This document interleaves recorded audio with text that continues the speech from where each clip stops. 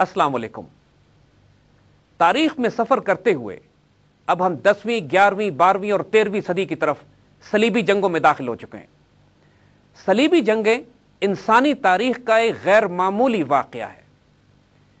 200 سال تک جاری رہنے والے اس تصادم میں پوری دنیا حقیقی معنوں میں ایک عالمی جنگ میں گرفتار تھی۔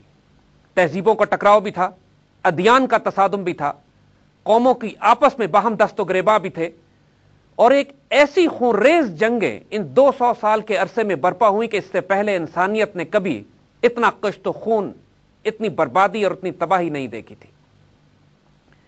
پوری مسلمان ملت تمام عیسائی دنیا کے ساتھ ٹکرائی، اور اس تہذیبوں کے تصادم میں آنے والی دنیا تبدیل ہو کے رہ گئی۔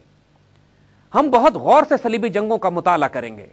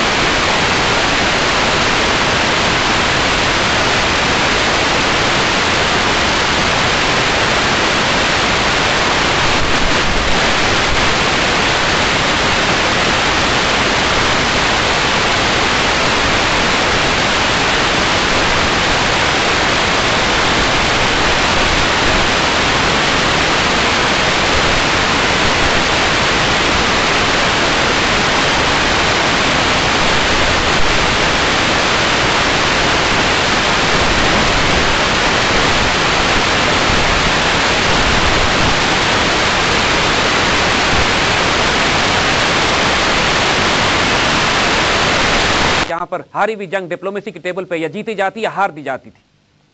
تاریخ صلیبی جنگوں کو جنونی جنگیں کہتی ہے، کیونکہ اس جنگ کو برپا کرنے کے لیے مذہبی جنون کو عروج تک پہنچا دیا گیا تھا۔ تنگ نظری، مذہبی انتہا پسندی، ریلیجس ایکسٹریمزم اور دہشت گردی کی جو تمام اصطلاحیں آج دنیا جانتی ہے، ان کی تمام تر مثالیں صلیبی جنگوں میں مغرب نے بھڑکا کر اپنی قوم کو استعمال کر کر مسلمانوں پر یلغار کرنے کے لیے استعمال کیا۔ اس سے پہلے کہ ہم مسلمانوں کی طرف سے ان صلیبی جنگوں کا رسپانس اور اس میں حصہ لینے والے غازیوں کی بات کریں، یہ ضروری ہے کہ ہم ان تمام پلیئرز کو سٹڈی کریں جو مغرب کی طرف سے ان کیمپینز میں شامل تھے اور جن کے اپنے اپنے مقاصد تھے۔ مختلف پاور گروپس صلیبی جنگوں کی آڑ میں اپنے مقاصد پورے کرنے کے لیے اکٹھے ہو چکے تھے۔ آئیے مغربی دنیا کا ذرا مطالعہ کرتے ہیں۔ مغرب کی طرف سے جو کولیشن بنایا گیا تھا اس جنگ کے لیے، اس کولیشن کا ایک پارٹنر بازنطینی امپائر تھی۔ دیکھیے، بازنٹائن امپائر مسلمانوں سے پچھلے کئی 100 برس سے بری طرح مار کھاتی چلی آ رہی تھی، اور وہ اکیلے مسلمانوں کا اب مقابلہ کرنے کی تاب نہیں رکھتی تھی۔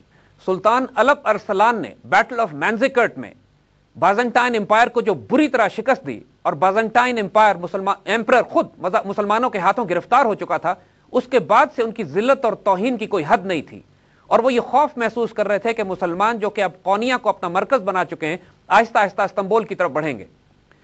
قسطنطنیہ اگر مسلمان فتح کر لیتے تو بازنطینی سلطنت کی یہ موت تھی۔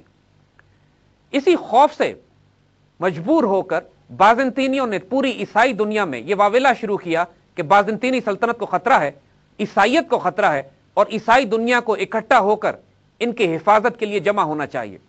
بازنطینی سلطنت کا صرف یہ مقصد تھا کہ عیسائی دنیا سے مدد لے کر مسلمانوں کو اپنے مشرقی صوبوں سے باہر نکالیں، ان تمام علاقوں پر جہاں پر سلجوق سلطانوں نے قبضہ کر لیا تھا، اور اپنی مشرقی سرحدوں کو محفوظ کریں۔ اس سے زیادہ کوئی اسٹریٹجک آبجیکٹو نہیں تھا بازنٹائن امپائر کا۔ لیکن بازنطینی ایمپرر کو اس بات کا اندازہ نہیں تھا کہ وہ جنگ جو یہ صرف اپنی مشرقی سرحدوں کی حفاظت کے لیے شروع کرے گا، یہ ایسی آگ بھڑکے گی جو اگلے 200 سال تک کم از کم 1.5 کروڑ انسانوں کا خون بہائے گی۔ مشرقی یورپ میں تو بازنٹائن ایمپرر کے اپنے مقاصد تھے۔ مغربی یورپ میں آپ کو یاد ہوگا کہ یوسف بن تاشفین نے جنگ زلاقہ کے بعد جو عیسائیوں کو شکست دی تھی، اس میں آئیبیرین پیننسولا، اندلوسیہ تمام کا تمام دوبارہ مسلمانوں کے پاس آ گیا تھا، اور تمام عیسائی قوتوں کو ذلت آمیز شکست سے دوچار ہونا پڑا تھا۔ عیسائی دنیا اس غصے کی آگ میں بھی جل رہی تھی۔ روم میں بیٹھے ہوئے پوپ کو اور مغربی یورپ کے ممالک جرمنی، فرانس، اسپین اور انگلینڈ کے تمام عیسائیوں کو بھی اس بات کا شدید قلق تھا کہ وہ تقریباً مسلمانوں کو اسپین سے نکالتے نکالتے رہ گئے اور یوسف بن تاشفین کے دخل دینے کی وجہ سے ان کے خواب ادھورے رہ گئے۔